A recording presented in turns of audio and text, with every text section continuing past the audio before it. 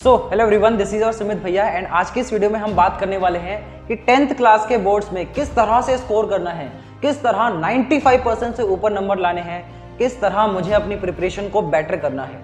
देखो यार, वीडियो शुरू कर दी है तो एंड तक देखना। इस वीडियो का एक भी सेकंड तुम्हारा वेस्ट नहीं जाएगा। ये वीडियो काफ़ी वर्थ इट होने वाला है एंड यहाँ पर मैं अपने कुछ पर्सनल एक्सपीरियंसेस भी शेयर करूँगा एंड तुम्हें कुछ ऐसी बातें भी बताऊंगा जो मैंने अपनी प्रिपरेशन करते समय काफ़ी ध्यान रखी थी एंड मुझे उन चीज़ों का काफ़ी बेनिफिट भी मिला। जो हमारे 2-4% मार्क्स कम आ रहे होते हैं ना, वो 2-4% का जो इंक्रीमेंट होता है, जो बढ़ोतरी होती है, वो इन पॉइंट से ही आती है जो मैंने अपनी प्रिपरेशन करते समय ध्यान रखी थी। एंड अगर आप भी इन चीज़ों को फॉलो करते हो तो बेशक आपके भी जो मार्क्स हैं वो 2-4% जरूर इंक्रीज होंगे। तो वीडियो बहुत इंपॉर्टेंट होने वाली है एंड वीडियो का एक भी सेकंड आपका वेस्ट नहीं जाएगा।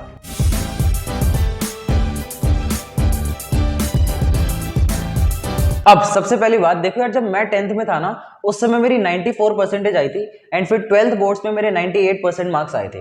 देखो, तुम्हारे सामने मैं अपनी तारीफ करने नहीं आया हूं, लेकिन ये बताना पड़ता है, आपका अवेयर होना जरूरी है कि आप जिस भी बंदे को जैसे सुन रहे हो तो उस बंदे का एकेडमिक बैकग्राउंड क्या है, उस बंदे ने अपने उस टाइम में क्या किया था। तो इसलिए मैंने ये बताया है आपको। अब बढ़ते हैं वीडियो में उन पॉइंट्स की तरफ जिन पॉइंट्स के बारे में मैं बात कर रहा था। कुछ ऐसी बातें हैं जो आपको ध्यान में रखनी है, इनमें कुछ ऐसी चीजें जो आपको करनी है, कुछ चीजें ऐसी है जो आपको नहीं करनी है, वो अवॉइड करनी है। अब सबसे पहला पॉइंट जो मैं आपके साथ शेयर करना चाहूंगा वो ये है कि आपको अपनी प्रिपरेशन करने के लिए ना 10 तरह की किताबें लेने की जरूरत नहीं है। मतलब आपको क्या करना है, अपनी प्रिपरेशन करने के लिए सबसे पहले तो एनसीईआरटी बुक को बहुत अच्छे से कवर करना है। आप एनसीईआरटी बुक को ही अगर 100% डिवोशन के साथ करके जाते हो ना, तब भी आप बोर्ड एग्जाम में काफी अच्छा स्कोर कर सकते हो। क्योंकि मैंने देखा है ना, बच्चे क्या करते हैं, कई बार उन्हें लगता है कि यार 10 तरह की किताबों से बोर्ड एग्जाम में क्वेश्चन आता है, यहाँ से भी क्वेश्चन दे देते हैं, वहां से भी क्वेश्चन आ जाता है। लेकिन कई बार क्या होता है ना, बोर्ड एग्जाम का जो पेपर आता है ना, उसमें मतलब 70 से 80% जो पेपर होता है वो हमारी एनसीईआरटी बुक से ही होता है। लेकिन 10 तरह की किताबें करने के चक्कर में बच्चे जो है अपनी मेन बुक तो करके ही नहीं जाते हैं, इस वजह से उनके नंबर नहीं आते। तो सबसे पहले जो आपको जो 10 तरह की किताबों का जो आइडिया है ना आपके दिमाग में, उसको निकालिए। सबसे पहले मेन बुक जो आपकी एनसीईआरटी बुक है उसी को आप सॉल्व कीजिए। ज्यादातर सब्जेक्ट्स के लिए आपकी एनसीईआरटी बुक काफी अच्छी है रेफर करने के लिए। कुछ ऐसे सब्जेक्ट्स होते हैं, जैसे कि मुझे याद है जब मैं अपने 10th में था ना, उस समय मुझे इंग्लिश सब्जेक्ट में एनसीईआरटी बुक की जो एक्सप्लेनेशन होती थी, मतलब जो स्टोरीज में एक्सप्लेन किया होता था ना, वो मुझे समझ नहीं आता था। तो इसलिए मैंने क्या करा था, अपने टाइम में मैंने एक रिफ्रेशर बुक ले ली थी एंड उस रिफ्रेशर बुक से मुझे काफी हेल्प हुई थी।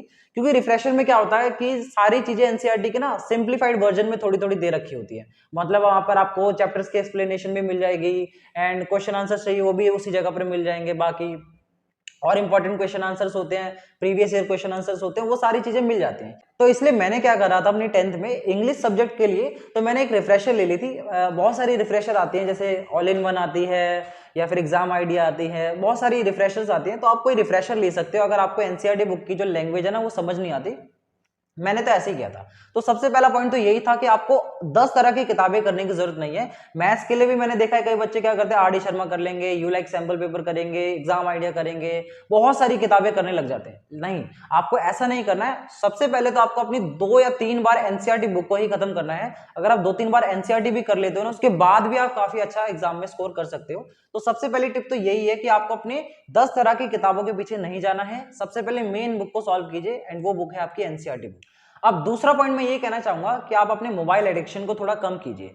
देखो यार, मैं ये नहीं कहूंगा कि अगर आप जैसे मोबाइल अभी 2 घंटा या 3 घंटा भी चलाते हो तो आप बिल्कुल ही मतलब उसको कट कर दीजिए। मैं बिल्कुल ऐसा नहीं कर रहा। अभी आपको क्या करना है ना, अभी अपने मोबाइल एडिक्शन को धीरे धीरे कम करना है। क्योंकि यार अगर आप अभी मोबाइल एडिक्शन में ही पड़े रहोगे ना, तो फिर लास्ट में आपको प्रिपरेशन करने में बहुत दिक्कत आएगी। क्योंकि लास्ट में आपके पास एक साथ में सारा बर्डन पड़ जाएगा। तो आप क्या कीजिए ना, थोड़ा थोड़ा अपना जो मोबाइल का एडिक्शन में आप टाइम देते हो ना, 2 घंटा 3 घंटा इधर उधर देखने में, उसको थोड़ा थोड़ा कम कीजिए। एंड अगर आप ऐसा करते हो ना, तो आपकी पढ़ाई में ज्यादा आपका टाइम जाएगा। मोबाइल एडिक्शन में जो टाइम वेस्ट हो रहा है ना, वो वेस्ट थोड़ा कम होगा। थर्ड पॉइंट मैं ये बताना चाहूंगा कि आपके जैसे अभी स्कूल में भी कई सारे एग्जाम चल रहे होंगे। जैसे अभी हाफ ईयरली एग्जाम्स का समय है, हाफ ईयरली एग्जाम्स आपने दिए होंगे, यूनिट टेस्ट वगैरह हुए होंगे। आगे जाके फिर आप दिसंबर या जनवरी में आप प्री बोर्ड एग्जाम भी दोगे। तो मैं ये कह रहा हूँ कि आपको अपने स्कूल के एग्जाम के जो ये मार्क्स है ना, उनसे बिल्कुल नहीं डरना है। मतलब मैं ये कह रहा हूँ कि आपको अपने स्कूल के जो एग्जाम्स हैं उनको बिल्कुल लाइटली भी नहीं लेना है और बिल्कुल मतलब ऐसे भी नहीं लेना है कि आप बिल्कुल ही डिप्रेस्ड हो गए अगर नंबर कम आ गए तो। क्योंकि आपका जो मेन फोकस है ना 10th क्लास के बोर्ड में, आपका बोर्ड एग्जाम है। मतलब आप अपने स्कूल के एग्जाम के लिए मेन नहीं पढ़ रहे हो, आप अपने जो मेन बोर्ड एग्जाम है ना उनके लिए पढ़ते हो। तो मैं इसलिए आपको ये सजेस्ट करूंगा कि आप अपने स्कूल के एग्जाम्स को बिल्कुल लाइटली भी नहीं ले सकते और ना ही आपको बिल्कुल ज्यादा डिप्रेस हो जाना है कि अगर नंबर कम आ गए तो भाई अब तो मैं स्कूल के एग्जाम में नहीं स्कोर कर पाया तो फिर बोर्ड में कैसे स्कोर करूंगा यार, मेरे तो कुछ नहीं हो सकता। आपको ऐसा नहीं सोचना है। स्कूल के जो भी हाफ ईयरली एग्जाम के मार्क्स हैं या फिर बोर्ड एग्जाम के प्री बोर्ड एग्जाम के जो मार्क्स है ना उनसे आपको उतना ज्यादा नहीं डरना है। हाँ, लेकिन ये भी नहीं कह रहा हूं कि बिल्कुल लाइटली ले लो, बिल्कुल पढ़ो ही ना, फिर एंड में दिक्कत आएगी क्योंकि उसकी वजह से।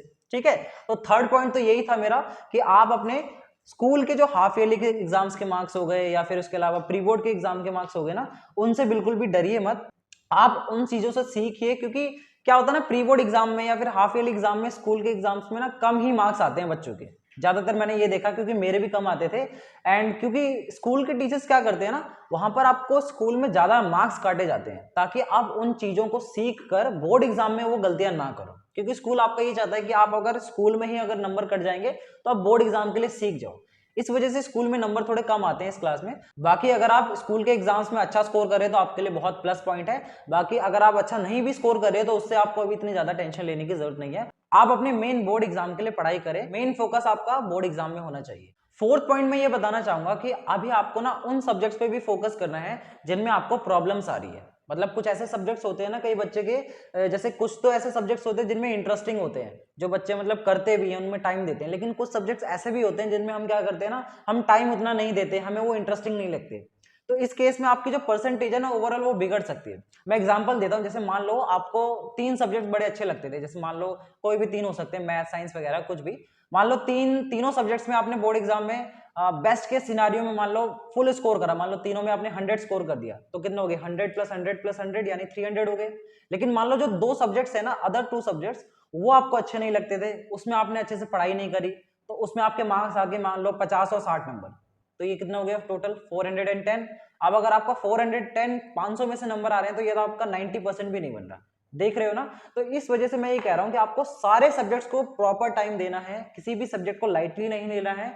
एंड ये तो बिल्कुल नहीं करना है कि आपको जो सब्जेक्ट्स अच्छे लग रहे हैं आप उन्हीं को कर रहे हो और जो सब्जेक्ट्स में आपको दिक्कत आती है, प्रॉब्लम्स आ रही है, आप उन पे ध्यान नहीं दे रहे हो। बहुत सारे आपको ऐसे चैनल्स मिल जाएंगे यूट्यूब पर जहां पर बहुत अच्छी पढ़ाई करवाई जा रही है एंड फ्री ऑफ कॉस्ट पढ़ाई करवाई जा रही है। तो फोर्थ पॉइंट तो आपके लिए यही है कि आपको अपने सारे सब्जेक्ट्स को फोकस करना है, किसी भी 3 या किसी भी 4 सब्जेक्ट पे ही सिर्फ फोकस करके नहीं रहना है, क्योंकि उससे ओवरऑल परसेंटेज आपकी खराब ही निकल के आती है। पांचवा पॉइंट मैं ये बताना चाहूंगा कि आपको क्या करना है ना, सब्जेक्ट्स में जैसे कुछ सब्जेक्ट्स होते हैं उनमें ना कुछ इजी चैप्टर्स होते हैं, तो आपको ना इजी चैप्टर्स को बिल्कुल भी अंडर एस्टिमेट नहीं करना है। जैसे मैंने देखा है कि कई बार बच्चों को साइंस में चैप्टर नंबर जो 1 है, केमिकल रिएक्शन एंड इक्वेशन, वो थोड़ा आसान लगता है बाकी चैप्टर के कंपैरिजन में। तो क्या करते हैं ना बच्चे, केमिकल रिएक्शन एंड इक्वेशन वाला चैप्टर थोड़ा कम अच्छे से पढ़ के जाते हैं, लेकिन हालांकि वो चैप्टर भी बोर्ड एग्जाम में काफी अच्छी वेटेज लेकर आता है, लेकिन वो थोड़ा सा ईजी होता है बाकियों के कंपेरिजन में। तो इसलिए क्या करते हैं ना बच्चे, थोड़ा सा अंडर एस्टिमेट करते हैं। इसी तरीके से जैसे मैथ्स में एक प्रोबेबिलिटी नाम का चैप्टर है, 10th क्लास की जो प्रोबेबिलिटी वो तो काफी आसान है, तो उसमें भी बच्चे क्या करते हैं ना, अंडर एस्टिमेट कर लेते हैं। लेकिन आपको ये गलती नहीं करनी है। आपको ये जो इजी चैप्टर्स मिले भी हुए हैं ना 10th क्लास के सिलेबस में, आपको इनको पहले अच्छे से करके रख लेना है, बाद के लिए बिल्कुल नहीं छोड़ना है। और ना ही ये समझना है कि ये तो यार बहुत ईजी है, इनको तो मैं भी कर ही लूंगा बाद में, ऐसा बिल्कुल नहीं करना है। आपको उनको पहले प्रिपेयर करके रखना है। अब नेक्स्ट पॉइंट ये है कि आपको अपने पूरे दिन में ना कम से कम भी 3 या 4 सब्जेक्ट्स की पढ़ाई करनी है। मतलब आपको ये नहीं करना है कि आप पूरे दिन में सिर्फ एक सब्जेक्ट पे लगे पड़े हो, या मैथ्स ही मैथ्स करे जा रहे हो, या फिर साइंस ही पढ़े जा रहे हो। आपको ऐसा नहीं करना, आपको सारे सब्जेक्ट्स में थोड़ा थोड़ा कवर करना है। क्योंकि क्या होता है ना, कई बार जो इंटरेस्टिंग सब्जेक्ट्स होते हैं उसमें तो हम लोग प्रिपेयर करते रहते हैं, लेकिन जो अनइंटरेस्टिंग सब्जेक्ट होता है वो पीछे रह जाता है, उसका सिलेबस पीछे हो जाता है, एंड इसी वजह से उसमें हमारे मार्क्स भी नहीं आते। तो एक टिप तो आपकी ये भी है कि आपके ऐसे जो सब्जेक्ट्स हैं जिनमें आप अभी इतना सिलेबस कवर नहीं कर पाए हो, तो आपको उनको भी टाइम देना है दिन में। और अगर आप मल्टीपल सब्जेक्ट्स करोगे ना तो आपका इंटरेस्ट भी बना रहेगा पढ़ाई में पूरे दिन, एंड एक सब्जेक्ट करते करते तो बोर भी हो जाते हैं, है ना। आपको ऐसा नहीं करना है कि सिर्फ एक ही सब्जेक्ट कर रहे हो या 2 ही सब्जेक्ट कर रहे हो, आपको कम से कम भी 3 या 4 सब्जेक्ट एक दिन में कंप्लीट करने हैं, तभी आपकी जो प्रिपरेशन है वो ओवरऑल बहुत अच्छी बनेगी। अब जो लास्ट पॉइंट मैं आपके साथ शेयर करना चाहूंगा वो ये है कि आपको अपना सिलेबस कर लेने के बाद ना सैंपल पेपर जरूर सॉल्व करने हैं, एंड उसके अलावा आपको प्रीवियस ईयर क्वेश्चंस भी जरूर सॉल्व करने हैं। देखो क्या होता है ना, जब आप सिलेबस कंप्लीट करते हो तो आप इंडिविजुअल चैप्टर्स को पढ़ते हो, लेकिन जब आप सैंपल पेपर सॉल्व करोगे ना तो वहां पर आपको सारे चैप्टर्स के मिक्स क्वेश्चंस मिलेंगे, जैसा कि एग्जाम में पूछा जाएगा, क्योंकि एग्जाम में तो सारे क्वेश्चंस एक साथ पूछते हैं। तो इसी वजह से सैंपल पेपर करने से क्या फायदा होता है ना, जो भी चीजें आपने चैप्टर्स कंप्लीट करे हैं, जैसे मान लो आपने 12-13 चैप्टर कंप्लीट करे। अब आप उसका सैंपल पेपर का टेस्ट दो। सैंपल पेपर का टेस्ट जब दोगे ना तो आपको बड़ा ही फायदा होगा, आपके सारे चैप्टर्स धीरे धीरे रिवाइज होते रहेंगे, आपको पता चलेगा कि आपके किस चैप्टर में क्या प्रॉब्लम आ रही है अभी भी आपको। एंड इसके अलावा प्रीवियस ईयर क्वेश्चंस का ये इंपॉर्टेंस होता है कि उससे आपको ना बोर्ड एग्जाम में आने वाले क्वेश्चंस का थोड़ा आइडिया मिलेगा, मतलब सीबीएसई किस लेवल का क्वेश्चन पूछता है या फिर एनसीईआरटी से कितना परसेंट आता है, वो एक्चुअल में तब पता चलता है जब आप प्रीवियस ईयर क्वेश्चन करोगे। आपको मैं खुद भी प्रोवाइड करवा दूंगा अपने चैनल पर प्रीवियस ईयर क्वेश्चंस, या फिर आपको नेट पे भी कहीं पे भी मिल जाएंगे प्रीवियस ईयर क्वेश्चन, ऐसी बड़ी बात नहीं है। तो आप previous year question plus sample paper जरूर सॉल्व करें, इससे आपको काफी फायदा होगा, क्योंकि मैंने भी अपनी प्रिपरेशन करते समय एंड के टाइम पे खासकर मैंने प्रीवियस ईयर क्वेश्चंस और सैंपल पेपर सॉल्व करे थे, एंड फिर जाके मेरे 10th क्लास में काफी अच्छे मार्क्स आए थे। सो यार दैट्स इट, इस वीडियो में बस इतना ही। सो ये थे कुछ मेरी तरफ से पॉइंट्स या टिप्स जो तुम्हारे काम आ सकती हैं, एक्चुअल में ये काम करती हैं। अगर तुम इन चीजों को फॉलो करोगे तो हो सकता है वो जो 2-4% कम मार्क्स आते हैं ना बच्चों के, वो तुम्हारे इंक्रीज हो जाएं, क्योंकि मेरे भी ये मार्क्स इंक्रीज हुए थे।